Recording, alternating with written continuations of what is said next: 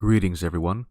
In this video we will find out if it's possible to beat Doom without firing a single shot.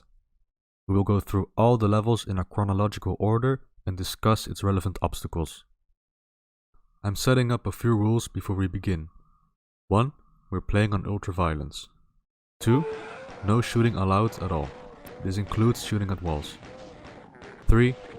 No punching or chainsawing. 4. Monster infighting is allowed. And 5.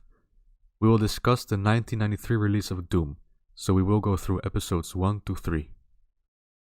So, is it possible to beat Doom without firing a single shot? Let's find out. E1M1. The classic E1M1. Very short and easy, no problems here. E1M2. E1M2 is fairly easy too. The imp at the exit will block your path quite often though, so you need a bit of luck. E1M3. Doable, but requires a lot of luck.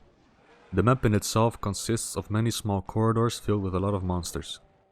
What doesn't help either is the big number of hit scanners hitting you from afar. We are taking the non-secret exit for obvious reasons. E1M4. This one is a piece of cake. If you pull off the jumping shortcut, you'll beat the map with little to no problems. E1M5. Just like E1M3, this requires a lot of luck. You have to pray that all the monsters move away from the doors or to one side of the hallway. Then the last trick is to access the exit room, which is filled with pinkies. But with some luck and some squirming, you'll make it through. E1M6. More open than the previous map, which helps a bit with moving around. The map provides an early soul sphere and mega armor, which help out a lot. The last room is nearly impossible, with its tight corridors and vast amount of enemies. You may as well buy a winning lottery ticket.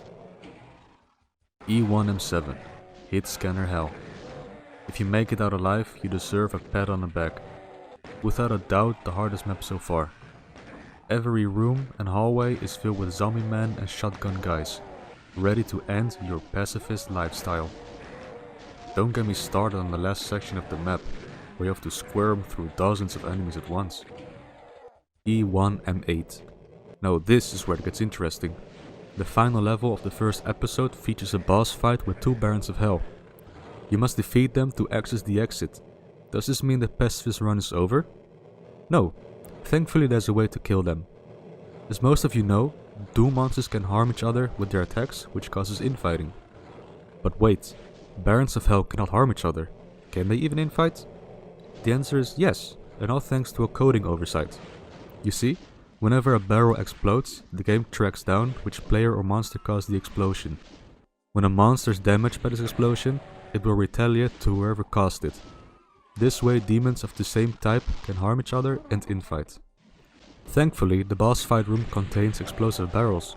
These can be used to make the barons infight and cause one to die. The other baron can be killed using the pinkies from downstairs. Just lure it into the baron's projectile and the pinkies will bite the baron to death. So that's episode 1 done, probably the hardest episode to do due to the crazy amount of hit scanners. Next up, episode 2. E2M1. Very easy compared to the last 2 levels of episode 1. The map is kinda tight around the corners and you can get stuck easily, but it's short and not too bad. E2M2. One of the easiest maps to do if you make use of the exploit where you can press the switch that raises the bridge to the exit. E2M3. E2M3 is a fairly tricky part near the end in a dark area filled with imps and lost souls. You have to lure them out one by one before you can run through it. The final section can be annoying too because of the small space and many demons surrounding you. E2M4. Fairly easy. Big open areas where you can easily blaze past monsters. The exit room is stupid though. The imps cannot leave the room and it takes quite some luck to push through and reach the exit switch. E2M5. Very easy, unless you're not good at memorizing maps. There's many rooms and corridors which are just devoid of any monsters. E2M6. Under normal circumstances, it will be a very tough map with its many enemies and very claustrophobic design. But there's a huge exploit where you can glitch yourself out of the map and just run to the exit switch. E2M7. Surprisingly tough map. Like most episode 2 maps, The rooms and corridors are on the small side and they are filled with lots of monsters. Especially the pinkies are huge roadblocks, and the swarm of imps that build up near the end are very deadly. Luckily there's 2 invincibility spheres, so it could have been worse. E2 M8. Like E1 M8, you must beat a boss to exit the level. This time it's the Cyber Demon, who has a whopping 4000 health. Other than the Cyber Demon, there are a few lost souls scattered around the map. Obviously the Cyber Demon is way too strong to get beaten by a few weak lost souls. But what if I told you it's actually possible? If you look closely, the charging lost soul accidentally harms the Cyber Demon, then quickly charges again towards the player. The Cyber Demon is of course pissed at this traitor of a lost soul, so he's trying to attack it. By blocking the Cyber Demon in a very specific way, it will be fully immobilized. The lost soul is still trying to attack you, but the stunned Cyber Demon is in the way. After 10 minutes of charging the Cyber Demon, he finally perishes. E3 M1. This one is actually very difficult. There's this corridor with many pinky demons with no way of getting past them. They cannot leave this corridor, so you cannot lure them out either. The trick is to lure an imp into the hallway and make some of the pinkies focus on the imp. With some luck, you'll be able to squeeze yourself through. But that's not the end yet. There's this room filled with imps you're gonna have to deal with too. Thankfully this can be lured out, and you can make a run for the exit. E3 M2. Ridiculously short and easy. You could potentially get blocked by the Cacodemons if you're too slow, and the lost souls towards the end can block you too if you're unlucky. Other than that, it's a piece of cake. E3 M3. It's not too bad. There's this spot at the Mega Armor where you can easily get blocked by imps and pinkies, but you squeeze yourself out of that most of the time. The final room filled with imps can be emptied by luring them out. E3 M4. The first half is easy, but halfway through you get to this section where you must collect 2 skull keys. Even with the invincibility sphere, it's very troublesome and requires a high degree of luck to get past the huge horde of monsters. The exit teleporter is guarded by a Cacodemon. With some bad luck, they will block you for days. E3 M5. Easy peasy, as long as you know the map layout. The room with the blue skull key door has a row of imps and lost souls which may ruin your day, but most of the time you'll be fine. E3 M6.